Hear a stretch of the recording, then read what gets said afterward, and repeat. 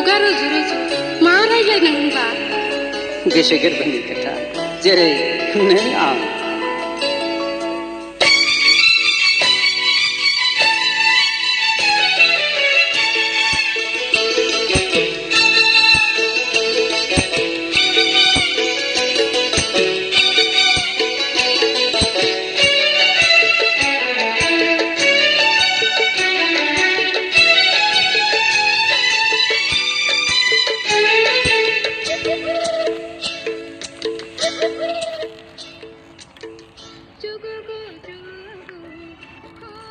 बियो जोंनि न' खाथिनि गामिनि आरो कम्पानि बाला अन्थाइ गासिबो मोननो हाजोबो बहाय जोंनि सिमासे नैबे बेरा होनाया बहाय जोंहा गय गायनो नागिरदों आरो ओंखायनो बाबाया बेरा होगासिनो दं जोंना जा गोबाव जाबाय दासिमबो हायाखै बै लाइ दलर ना मा होनो बै लाइ दलरा बे ना मा होनो बेसिम गायगोन आरो ओमफ्राय देग्लाय गायनो हागोन हाला बेसिम मिन्थिथ'ला जायखिजाया नैबे बेरा होनाय बैनिफ्राय ओरै औवानि बेरा होनाय ओरैजाय बेवहाय गायजोबनो होन्दोंमोन आरो फुलियाथ' न'आवनो बानायखानाय गोबां दंमोन बुरजाखाथार आरो फानबावबायसो माखासे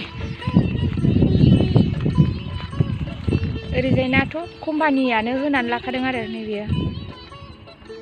आलाखाथारिनि थिं दुंग्रा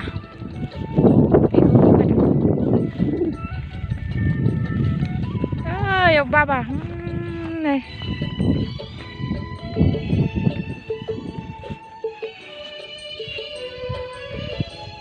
जोंहानि मोसौ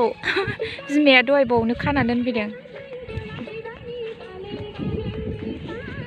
बाबाबो याव खामानि मावगासिनो हारसिङैनो हाजिरा लायाखै दिनै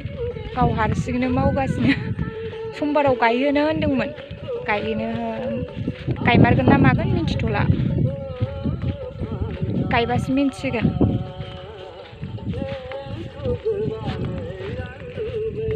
एथ' बुरजा गायनो हानाय नंलादां खावसे दोनथ'नोसैसो होननानै बुंबाय गोजान जाथारोना बुरजा जाथारो गायनांगौबा खावसेल' गायसै होनना बुंदों जोंनि बाबाखौ खिन्थानि आं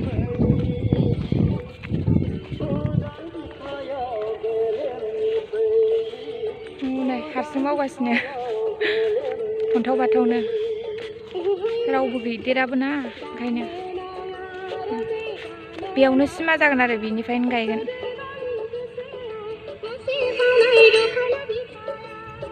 गायगोन आरो ओरैजाय